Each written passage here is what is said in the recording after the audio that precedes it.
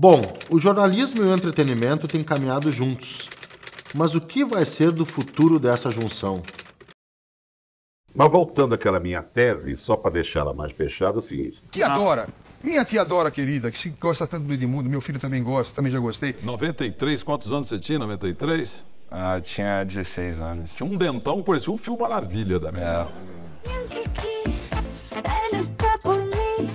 Val Baiano é melhor que Adriano, com a cabeça, com o pé ou com a mão. 12h30, tá on, tá no Sport TV. Mas tem muita história engraçada que é o que interessa aqui para esse programa.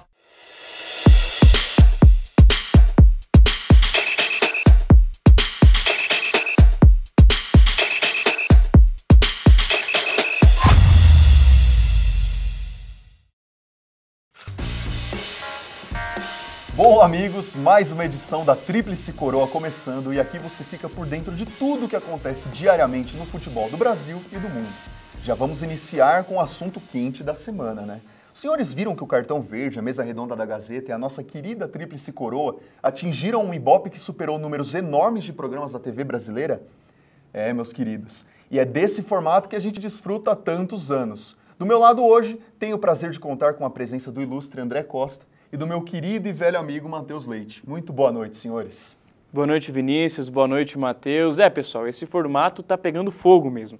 É um estilo muito clássico. Uma bancada, um âncora sentado, um texto, um teleprompter, pauta e, claro, as reportagens.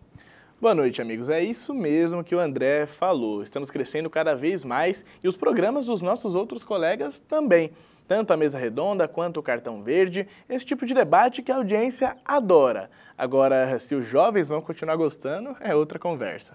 O Cartão Verde não era nenhuma novidade, era novidade para alguns, porque o formato do Cartão Verde vem de longe. Talvez ele tenha se inspirado na melhor e mais conhecida Mesa Redonda dos tempos passados, que foi a grande resenha esportiva Facite, que começou na TV Rio, que não existe mais faz anos, depois passou para a TV Globo, que era formada simplesmente por Nelson Rodrigues, Armando Nogueira, João Saldanha, que é só esses três eram os nomes, né? Todo mundo via. Era domingo à noite e era uma delícia. Eu comecei quando ele entrou o terceiro tempo, às 8 terceiro tempo da Rádio Jovem Pan, em 82, depois do Sarriá, o desastre brasileiro contra a Itália. Foi o primeiro de improviso, terceiro tempo. É a marca maior do pós-jogo do rádio brasileiro. Inclusive, tem muita cópia por aí. Até o Segue o Jogo. Segue o Jogo no terceiro tempo. Tudo é baseado no terceiro tempo. A marca maior, sem dúvida alguma. Naquela época, a Mesa Redonda que mandava no Ibope, na referência, também não tinha os canais a cabo, de esporte e tal. Era a Mesa Redonda da Gazeta, da TV Gazeta, que era onde imperava ali o Avalone, tinha o Milton Neves, e essa da Gazeta, ela se inspirou em outras velhas da Gazeta, que tinha Peirão de Castro, o Roberto, alguns mais velhos, Zé Italiano, que durante os anos 60 todo mundo via. Eu não sabia nada, eu ficava na Jovem Pan das 9 da manhã até 8 da noite, uma loucura. Aí atravessava Paulista e ia lá. Era o Roberto Avalone, apresentador. Na semana que estava acabando, ele foi no meu escritório, que é na Paulista também, né? Onde temos a Rádio e TV Jovem Pan lá. E aí ele me procurou porque ele era um cara muito ansioso, sabe? Um grande jornalista, mais nervoso, ele via fantasma para todo lado. Então ele chegou lá e falou, pô, tô sabendo que você está vendendo publicidade adoidado, você tem até uma empresa. Eu tenho mesmo. Então, e daí, ô Avalon? Não, daí que eu estou ameaçado lá na Mesa Redonda da Gazeta porque não consigo vender nada. E sem patrocínio, sai do ar. Pode ser na Globo, pode ser na Bandeirantes, pode ser em qualquer canto. Sem patrocínio, o programa sai do ar. Porque o patrocínio é tão importante para o veículo de comunicação quanto a água é importante para o peixe. O Milton, goste ou não, é uma figura que você precisa respeitar muito. Porque ninguém fica tanto tempo no ar, seja no rádio ou na TV, como o Milton ficou, né? O Milton é uma figura folclórica do esporte. Uma TV que hoje não existe mais. Antigamente eu me lembro que quando eu comecei em TV em 1999, a gente trabalhava de terno, gravata, no interior, para fazer todo tipo de reportagem, tinha que ser terno e gravata para a TV. Então era um dress code, um padrão exigido pelas empresas de comunicação para passar uma certa credibilidade. Então tudo isso ficou lá atrás, né? Isso é o sinal de um tempo em que os meios de comunicação tradicionais dominavam. Você tem o lado da mídia tradicional, que a gente ainda tem muita gente que consome, tem muita gente que quer ver a mesa redonda, tem muita gente que quer ver esse olhar, entre aspas, mais quadrado. Eu não gosto de chamar quadrado, eu acho que é só tipo o padrão, sacou? Eu acho que o padrão não necessariamente é quadrado. Eu mesmo acho que nomes como Trajano, como o Juca, como o Milton Neves, que faziam o modelo de mesa redonda, eles têm diferenças entre si, né? O Juca e o Trajano de uma escola mais clássica do jornalismo, mais jornalistas, caras que trabalharam também no meio impresso. O Milton Neves é um radialista por essência, né? Um cara do rádio mesmo, um cara que tem leva o rádio para a televisão, tem essas diferenças. Mas o principal é entender que há um novo público. Há um novo público consumindo jornalismo esportivo. Esse novo público, ele é o público das redes sociais. As redes sociais é aquilo que ditam o que o jornalismo esportivo passou a fazer a partir do início da popularização das redes sociais. Creio que seria a virada dos anos 2000 para os anos 2010. Jornalismo é comunicação. Então, você precisa se comunicar. Se você der uma informação com uma linguagem que ninguém te entenda, você está fazendo mau jornalismo. Se você fizer um assunto denso virar leve, você consegue explicar questões importantes. O que aconteceu, eu acho muito, foi que as emissoras de televisão começaram a perceber que havia um nicho, e desse ponto de vista eu acho que eu sou responsável por isso, porque eu fazia desde 2001 em televisão, sem ter o equipamento. Agora, tem público para todo tipo de coisa. Eu sou muito público de mesa redonda desde sempre, porque eu acho que a mesa redonda bem feita informa. Não pode ser o programa do eu acho que. E esse é um erro que as mesas cometem. As pessoas tratam mesa redonda como se fosse o programa do acho que. Não, é minha opinião, e daí? A sua opinião só vale se você tiver apurado alguma coisa. Da mesma forma que o jornalismo foi criado e até o esportivo dentro das especulações e até da questão do jornalismo como um espetáculo, a mesa redonda de falar você é um perno de pau, você é ruim, você não jogaria bola na minha rua. O exercício da empatia faz com que eu não tenha esse tipo de atitude. E aqui não é nenhuma crítica a quem fez carreira assim, porque naquele tempo era assim. Você só teria espaço na TV, no rádio, no jornal, se você fosse daquela forma. Por que esse modelo ele não é mais um modelo atraente? Porque hoje as pessoas estão buscando, primeiro, pertencimento. As redes sociais, elas são sobre pertencimento. As redes sociais, elas são sobre consumir um produto que é meu, que me pertence. E aí vem a mesa redonda, mais ampla e mais jornalística, né? Desse modelo mais clássico, ela esbarra no momento em que esse pertencimento ele não se dá. Cada vez mais, o cara que está consumindo jornalismo esportivo, a pessoa que está consumindo jornalismo esportivo, ela quer se sentir parte. Ela quer estar no circo. Ela quer fazer parte disso.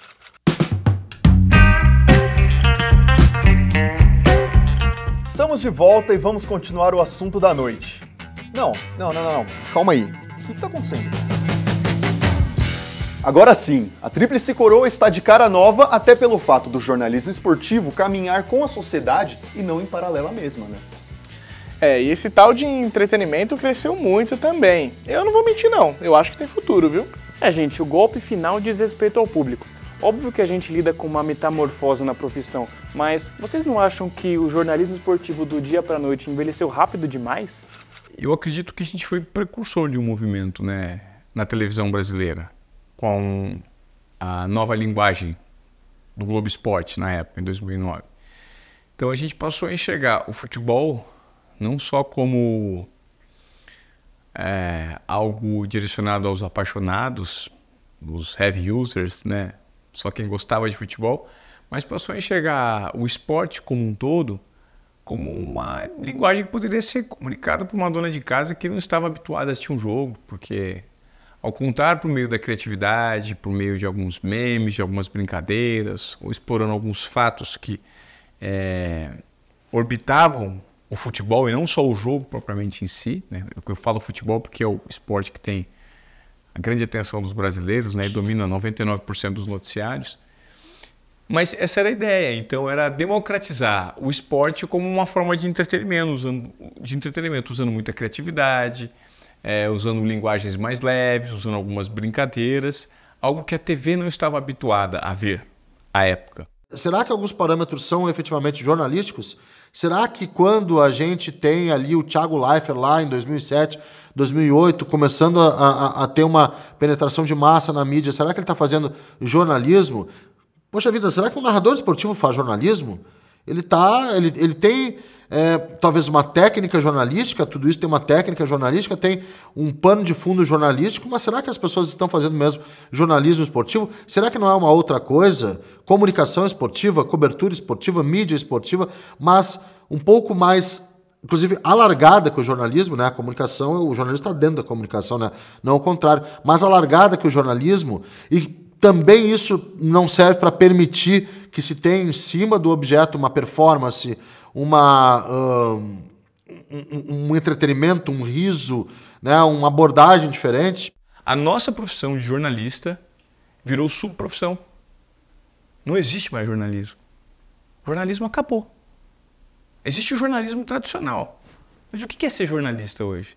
Ser jornalista é comunicar algo? Porque, pelo que eu entendo de jornalismo, você precisa apurar um fato, checar um fato e transmitir ele de forma imparcial. Certo? Todo mundo faz isso hoje? Acho que ninguém mais faz isso. Então, hoje, o que eu noto é que antigos companheiros de profissão que deixaram de fazer parte de uma grande empresa de comunicação não conseguem se recolocar no mercado. O Nelson Rodrigues tinha uma frase assim: jovens, envelheçam. Claro que é um folclore, sei lá o que e tal. Mas eu acho que para comentar com mais precisão, com mais conhecimento, ele tem que unir esse conhecimento que eles têm, que é grande, que tem que ser louvado, mas também com uma dose de vivência. O que é a vivência no caso do jornalismo? Vivência de rua. Comunicadores nós temos muitos, e muitos de formação às vezes, muitos, e jornalistas nós temos poucos. E muitos que se formaram em jornalismo não necessariamente são jornalistas, né? Ser jornalista não é só opinar, né? Ser jornalista é saber ouvir os dois lados e fazer um meio de campo para dar sua interpretação sobre um fato. É óbvio que você pode, exercendo a sua profissão de jornalista, fazer uma coluna e ter uma opinião, né? Escrever um editorial. Nada impede uma coisa da outra. Agora, o que a gente nota hoje de pessoas que se dizem jornalistas nas redes sociais é querendo comunicar os próprios valores, independentemente dos princípios éticos e morais que a profissão exige como um todo, que é o que eu aprendi. Hoje são poucos que conseguem fazer isso, então por isso que eu acredito que a profissão de jornalista ela está morta. Eu acho que o comunicador não substitui na medida em que ainda as pessoas vão precisar de notícia, e ainda haverá notícia, e ainda as pessoas vão perceber que as notícias elas precisam ser divulgadas com determinados parâmetros, inclusive um parâmetro ético. A ética ela permanece. Eu acho que os influenciadores não substituem os jornalistas. Eles podem retirar jornalistas do jornalismo, porque é um mundo que, por enquanto, paga mais. É um mundo que, por enquanto, rola mais dinheiro. Então, ele pode retirar jornalistas do jornalismo, mas ele não vai entrar por cima do jornalismo. Isso ele não vai. Porque existe um negocinho no jornalismo esportivo chamado repórter. Enquanto houver um repórter, a necessidade de uma reportagem, acabou. Você vai ter jornalismo. O influenciador nunca vai conseguir ser repórter. Olha, eu preciso perguntar uma coisa pra vocês. Será que essa junção entre o jornalismo esportivo e o entretenimento vale a pena mesmo? Vou te falar, Vinícius, às vezes eu me pego pensando nisso porque as duas principais características do consumo midiático contemporâneo são pertencer e aparecer. Vocês já viram aqueles canais de YouTube que falam diretamente com o torcedor? É isso que o público quer, se sentir representado. Se você não se aproxima dos espectadores, como é que você vai ter audiência?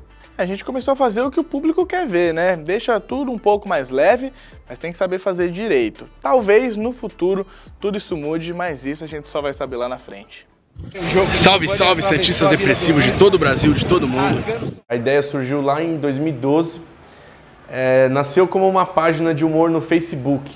Era aquela época de boom de páginas tananã da depressão, tananã depressivo e tal, que era pegada de meme. Então a gente sempre postava os memes ali depois de um empate escroto, alguma derrota zoada. Aí o pessoal, só vocês mesmo para me fazer rir num momento desses. E assim nasceu. Aí foi evoluindo os memes e tudo mais. Até em 2016, mais ou menos, a gente tem uma frequência de vlogs no YouTube. Já tinha um canal no YouTube, né, mas era um canal meu pessoal. Não postava, tipo, vlog de jogo, conteúdo do Santos. Era algo bem geralzão. Mas aí em 2016, né, quando, você meio que assim, não depende mais de ninguém para ir em jogo, aí você começa a ir no jogo que você quiser, a hora que você quiser. Foi a hora que, me introduzi de vez, mergulhei de cabeça no universo de estádio, de jogo em casa direto, de jogo fora. E aí, assim, eu tô até hoje. E a gente começou com isso, tipo, um dos pioneiros, assim, não diria pioneiros, assim, mas um dos pioneiros. E desde o começo, um dos grandes comentários que a gente sempre recebia era: eu não vejo mais a mídia tradicional, eu não vejo mais TV. TV vai lá, fala 5 minutos do Santos e ainda fala falando mal. Então, eu gosto de vocês, conteúdo assim que é 1 hora falando direto do Santos e é de torcedor para torcedor. E hoje em dia a gente, tipo, é a realidade não só do Santos, mas de praticamente todos os times. Mendonça, mano, eu gosto dele, mano. Tipo Colômbia. Onde está a riqueza hoje da comunicação? No digital. Por ser orgânico, por impactar de uma maneira verdadeira e justamente por essa capacidade do consumidor da informação escolher quem ele quer ouvir, que hora ele quer ouvir, com que narrativa, com que nível de humor, com que nível de profundidade. Então, essa riqueza existe hoje e foi proporcionada pelo advento tecnológico. Então, a tecnologia, de certa forma, ela promoveu todo produtor de conteúdo hoje que quer produzir conteúdo, é um jornalista, é um comunicador em potencial, certo?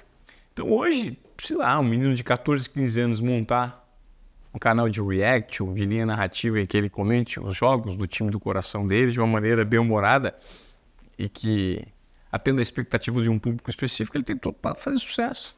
E é o que tem acontecido, né? Os Desimpedidos, essa infinidade de canais de comunicação com as novas gerações, ela é incrível. Ao mesmo tempo que você vê produtores de conteúdo dos meios tradicionais de comunicação migrando para o digital com a mesma linguagem, né? O canal do Galvão Bueno está narrando, mas ele está narrando de uma maneira diferente que ele narrava na TV? É mais do mesmo. Isso significa que ele é ruim? Não, ele só é o Galvão Bueno, um grande narrador e tal. Mas será que a nova geração prefere assistir ao Galvão Bueno ou ao Casimiro numa transmissão? Tá na bola, ajeitou 3 passos para trás, vai partir para aí, bateu, gol, tá fora.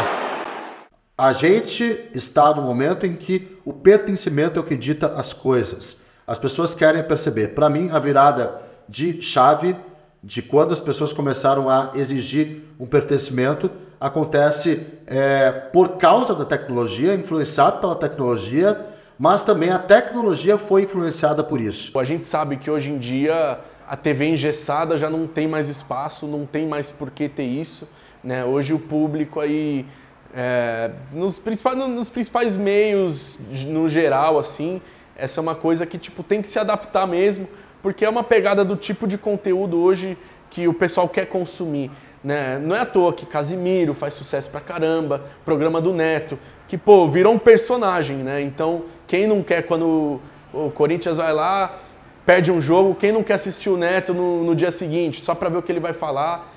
É a mesma coisa, tipo, com a criação de conteúdo de times específicos no geral. Vai dar! Não vai dar! A gente tem 2 problemas hoje que eu acho muito graves. Um é você não conseguir diferenciar o que é sério do que é entretenimento. Quando você mistura num programa que você tem brincadeira e informação, às vezes as coisas não ficam claras. Mas esse é o menor dos problemas. O outro problema que está acontecendo, e é um problema que vai se agravar, é o fato de jornalistas importantes estarem fazendo canais de clubes. Então, como você faz um canal de clube, você vai ficar à mercê da audiência daquele torcedor. Isso significa, ou em algum momento pode significar, que você não deu uma informação porque você sabe que vai ter uma reprovação, que alguém vai te cancelar, que alguém vai dizer que isso aqui não, que você está torcendo contra. E, na verdade, a gente está fazendo jornalismo. E errou. Bandeirantes, o canal... Ih! O entretenimento sempre foi presente na cobertura esportiva, tá?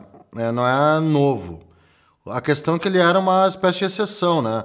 A gente sempre teve um Silvio Luiz narrando, um Márcio Canuto na arquibancada, lá, a Copa de 86, o papel lá do Marcelo Taz, lá, que era o repórter Ernesto, se eu não me engano, que era um papel de entretenimento, Caceta e Planeta na Copa, isso aí a gente sempre teve.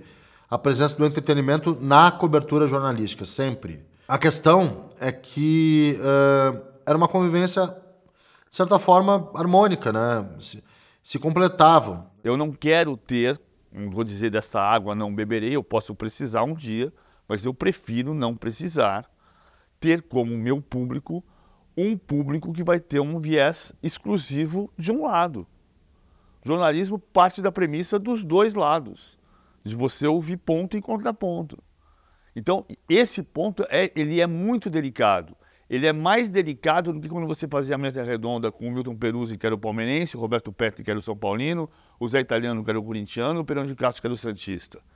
Por quê? Porque ali dentro de um programa, mesmo que você tivesse a graça como fórmula, você tinha ponto contra ponto. Eu acho perigosa. Eu gosto porque o futebol tem que ser tratado com entretenimento. Acho que tem que ter essa leveza do que o esporte de fato pede.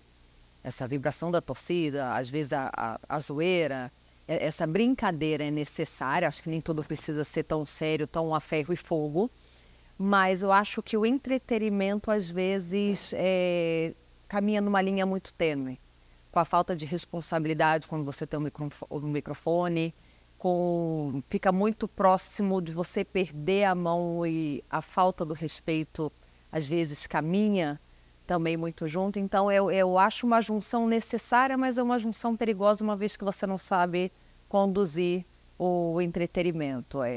Nesse momento que nós temos as redes sociais predominantes, né, as plataformas estão aí, a necessidade de você gerar conteúdo, de você produzir, de você estar colocando sempre o rosto, ou sempre seja você um perfil próprio, né, dono do seu canal, seja você uma empresa, eu acho que você tem que tomar um cuidado muito grande, eu acho que é isso que está faltando. Então, eu sou um pouco desconfiada do entretenimento com o jornalismo, eu acho que é uma linha muito tênue. Num ambiente de TV aberta, onde o seu público é maior, muita gente consome TV aberta, e muitas vezes é o povão, é o cara que não quer uma análise mais aprofundada, assim, sabe? Só quer tirar um sarro do amigo que torce para outro time. E assim, por ser um programa que atinge mais pessoas, programa de TV aberta, assim, eu não vejo problema. Assim, eu honestamente não vejo problema, desde que, claro, não parta por desrespeito, não parta para ofensa, sabe? Porque, assim, às vezes é uma linha meio tênue, assim, sabe? É um limite, assim, meio perigoso que você não pode cruzar, você não pode passar. Eu não sou contra o entretenimento no jornalismo. Eu acho que, principalmente no jornalismo esportivo, há espaço para tudo, sendo jornalismo, né? Então, a partir do momento que você pula a esfera do jornalismo e vira só entretenimento, você tem que saber se comunicar e falar que aquilo é entretenimento e não é jornalismo. Repito, eu acho que há espaço para todas as coisas. Eu acho importante o jornalismo, não só o esportivo, mas o geral, ele se reinventar com o passar do tempo, com tecnologia, que ajudou muito, é totalmente aceitável. Com as redes sociais, ajudou muito, é totalmente aceitável, mas entender que há o espaço para o jornalismo e há espaço para o entretenimento. Ele nasceu em 1910. É o mais badalado, odiado, amado, patrulhado, criticado e acompanhado clube de futebol do Brasil. Totalmente positivo, pô. Não tem mais essa de, esse aí só pode narrar futebol, esse não pode opinar, esse não pode perguntar. Não tem nada disso. O cara tem que ter cintura e bom senso. Desde que seja na língua portuguesa, que eu sou monoglota, eu entrevisto qualquer um, entendeu? Até de assunto que eu não entendo. Eu acho que há espaço para tudo. Eu só não acho que o exagero tem espaço. nem para crítica e nem para o excesso do entretenimento. Então, por exemplo, eu sou totalmente a favor do entretenimento no jornalismo, mas eu sou totalmente contra quando você só usa entretenimento e não faz jornalismo num espaço de jornalismo. Bom, vamos lá, né? Chegando nesse ambiente um pouco mais despojado, todos entramos em consenso que a gente precisa ser espectador de certo modo, né? Claro, você precisa se identificar com o que você consome e precisa produzir um conteúdo que alcance as pessoas. Sem isso, não existe o resto e eu imagino que é isso que as pessoas vão querer ver lá na frente. Pra mim o jornalismo esportivo acabou enquanto propósito, mas renasce enquanto performance, com base no entretenimento. Vocês não acham, não? Com certeza. Eu acho. Talvez se trata da maior revolução do jornalismo esportivo brasileiro em 60 anos, desde aquela época da mesa redonda clássica. E isso tende a mudar cada vez mais. Bem, amigos, na semana passada nós recebemos o técnico da seleção brasileira. Eu acho que durante muito tempo o entretenimento ele foi aos pouquinhos batendo na porta de uma forma muito tímida. A gente via um ou outro jornalista, e eu vou citar já o primeiro, que é o Fernando Vanucci. Ele acho que foi um dos primeiros a tentar trazer um pouco desse olhar diferente, desse olhar quase que de arquibancada que sempre existiu no futebol, não só brasileiro, como mundial, né? Porque o futebol ele nasce com um propósito, mas depois de um tempo, quando ele começa a atingir as classes mais populares da sociedade, ele passa a ser, de fato, um instrumento de lazer e não só um luxo de determinada camada da sociedade. E a partir do momento que o brasileiro ele tem algo como lazer, ele naturalmente acaba deixando aquilo mais leve para o seu dia a dia. Essa questão do jornalismo sério e do entretenimento fala muito sobre a geração. E eu acho que a definição lá na frente vai passar muito pelo que essa geração de hoje está consumindo. E eu tenho algumas preocupações, mas tenho algumas expectativas muito boas, porque assim, cada vez mais a gente vê dentro dessa geração profissionais que gostam de se informar mais. Antigamente a gente tinha muito achismo, a gente tinha muita coisa que enganava o telespectador, do eu acho, do que eu não tenho certeza. Eu acho que isso no jornalismo não cabe. Eu aprendi assim, pelo menos, né? Se você não sabe ou não tem certeza, você nem verbaliza isso.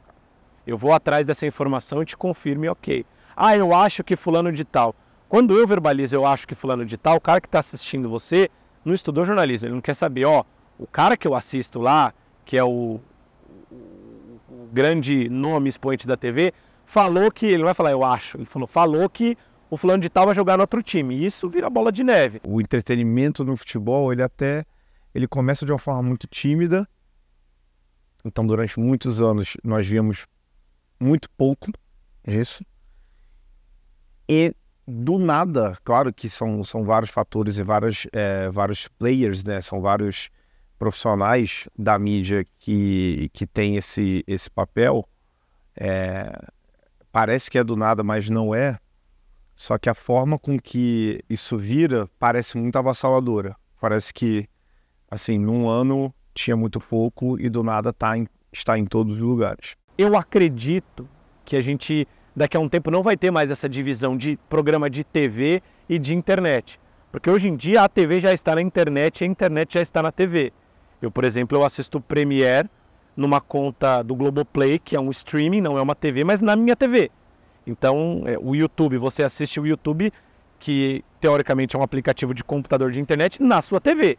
Então, quando você assistir um jogo do Campeonato Paulista no YouTube, você está vendo TV, internet, a gente acaba não sabendo. Então, acho que no futuro não vai existir mais essa divisão. Até por conta do rádio com imagem, e tudo vai virar uma coisa só. Existe uma tendência no jornalismo esportivo de fragmentação e de segmentação.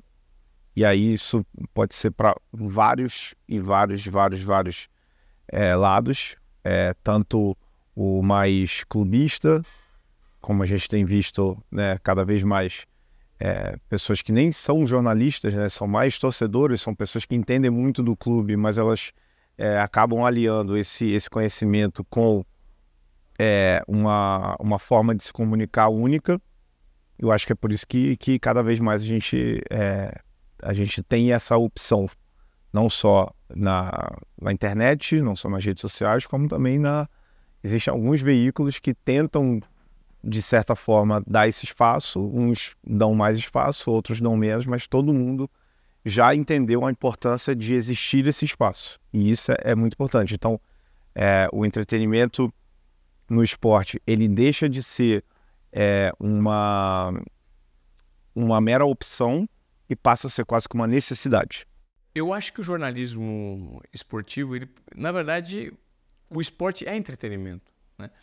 Tinha uma frase que a gente sempre falava lá no departamento de esporte da TV, que era o esporte, principalmente o futebol. Quando a gente fala esporte, a gente pensa em futebol no Brasil, né? O esporte não é só futebol, mas no Brasil ele majoritariamente toma conta dos noticiários, do espaço que ele tem com a população. O futebol, ele é a coisa mais importante dentre as coisas menos importantes. Porque se você tem uma notícia relacionada à economia, que impacta de fato na vida e no bolso do brasileiro, isso não pode ser comparado com o nível de relevância que é a vitória do seu time, certo? A vitória do seu time acaba sendo entretenimento, a paixão que você nutre por aquilo, o nível de projeção de felicidade que você tem sobre aquele hobby, sobre aquela paixão. Então, eu acredito muito que sim, o esporte ele precisa ser encarado cada vez mais como entretenimento.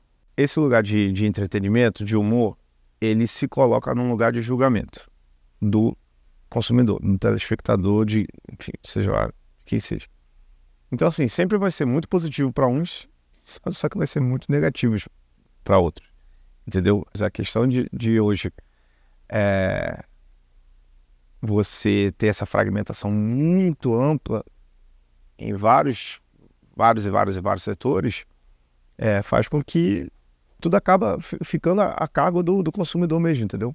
Tudo acaba ficando a demanda do que o cara quer consumir naquele momento e de como ele vai julgar aquilo. Só que, como eu falei, o entretenimento e o humor acaba ficando muito nessa coisa de, tipo assim, isso é engraçado, isso não é, isso entretém, isso não entretém. É diferente, tipo, da notícia, entendeu? Então, por isso que eu não sei se é positivo ou negativo. Vai ser muito positivo para uns e vai ser muito negativo para outros. E tá tudo bem. Eu acho que tem espaço para tudo. O entretenimento dentro do futebol, dentro do esporte, dentro de qualquer modalidade, ele é super saudável. Da mesma maneira que tem que ter a comunicação do resultado, o factual, a comunicação séria, os problemas relacionados ao esporte, né, e os reflexos gerados por algum tipo de impacto de uma modalidade, por exemplo, como o futebol. Eu só acredito que a cobertura factual que existe, ela é pouco criativa, ela explora muito pouco, ela é muito mais do mesmo. Eu acredito que o segmento do entretenimento tem um caminho muito longo ainda a ser explorado e que ainda é mal explorado no Brasil.